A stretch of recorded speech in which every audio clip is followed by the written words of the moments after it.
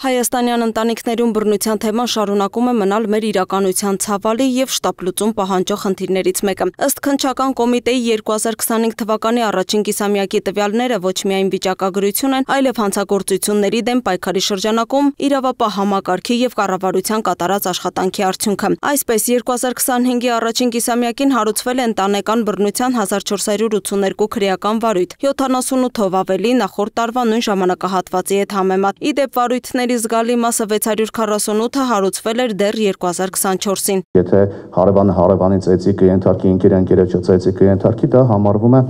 համապատասխան հոդվածի առաջին մասով նախատեսված արարք, հանցագործություն, իսկ եթե նույն արարքը կատարի ամուսինը կնոջ նկատմամբ կամ հակառակը,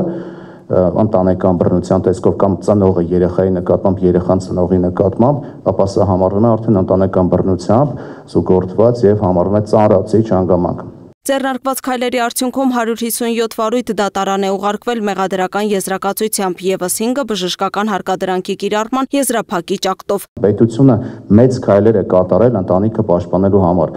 ընտանիքի անդամներին ընտանեկան բռնությունից պաշտպանելու համար եւ քրեական օրենսգրքի ու քրեական դատավարության օրենսգրքի այս կարևորագույն փոփոխությունները եւ խստացումը ընտանեկան բռնության դեմ պայքարի առումով ժողովուրդ ջան, սանկցիաների խստացումը, քրեական հետապնդման մոտեցումների խստացումը խիստ կարևորում ենք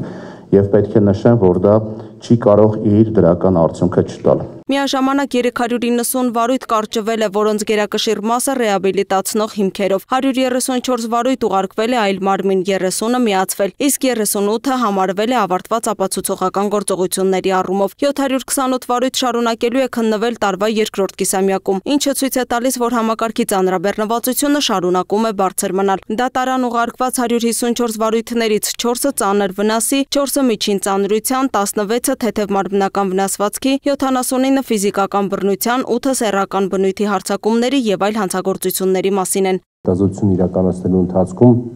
մենք նախանշել էինք, ուրվագծել էինք բոլոր դերակատարների ոլորտի, ինչպես հասարակական կազմակերպություններին, այնպես էլ իրավասու պետական մարմիններին, ընդ որում հասարակական կազմակերպությունների շրջանակում տարանջատելով, ոչ թե տարանջատելով, այլ նախանշելով, այսպես ասենք, բոլոր այն կազմակերպություններին, ովքեր զոհերին են տրամադրում աջակցություն եւ նաեւ պոտենցիալ այն կազմակերպություններին, ովքեր որ հնարավոր է ապագայում դիմեն եւ կարողանան շահել դրամաշնորհն ու իրականացնել հենց ռեաբիլիտացման ծրագիրը։ Իդեպ 165 տուժողներից 13-ն ամեն անպաշտպան խմբերից են, 18 տարեկանից ցածր երեխաներ, որոնցից 8-ը մինչև 12 տարեկան։ Այս վիճակագրությունը հրապարակվում է մի փուլում, երբ կառավարությունն իրականացնում է ոլորտային բարեփոխումներ, ուղղված բռնությունների կանխարգելմանն ու տուժողների պաշտպանությանը։ Մեծ թիրախը շահառուների պոտենցիալ շահառուների դեպ ասեմ,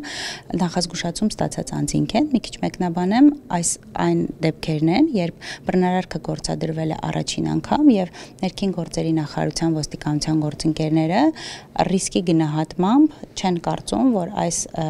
բռնարարքը այնպիսին է, որ պոտենցիալ ունի կրկնման ռիսկ եւ կարող է կրկնվել։ Ամեն դեպքում մենք հնարավորության շրջանակ ենք տրամադրում այս անձանց կամավոր սկզբունքներով միանալ եւ ռեաբիլիտացման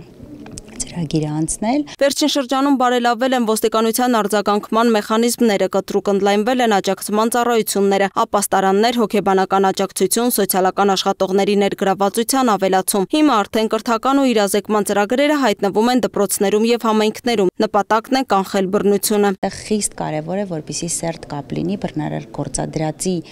շուրջ աշխատանք իրականացնող, անձանց շուրջ իրականացնող աշխատանքների տրամաբանությամբ եւ պաշտպանական կողմի, որպեսզի մեկտեղվեն ջանքերը եւ աշխատանքներն ավելի արդյունավետ լինեն։ Բացի այդ, թեժգծերը հագեցվում են նոր ռեսուրսներով, որպեսզի կանչերին արձագանքը լինի ավելի արագ ու որակյալ։ Այս ամենին զուգահեռ քննիչներն ու սոցիալական աշխատողներն անցնում են խորացված վերապատրաստումներ, դեպքերը ճիշտ գնահատելու եւ մասնագիտական ճիշտ մոտեցումներ ցուցաբերելու համար։ Այս ուղղությամբ օրենսդրական փոփոխությունները ենթադրում են զոհի ավելի մեծ պաշտպանություն եւ ավելի խիստ պատիժ բռնարարի համար։ Մենք մեծ բարեփոխումներ ենք իրականացնում Երեխայի պաշտպանության համակարգի եւ իրավունքների մասին օրենքում առհասարակ 0-ից ստեղծել ենք մի համակարգ, ստեղծելու ենք, հիմա իրավական հիմքերը դրեցինք եւ ընտանեկան օրենսգրքում ենք փոփոխություններ իրականացնել, համաձայն որի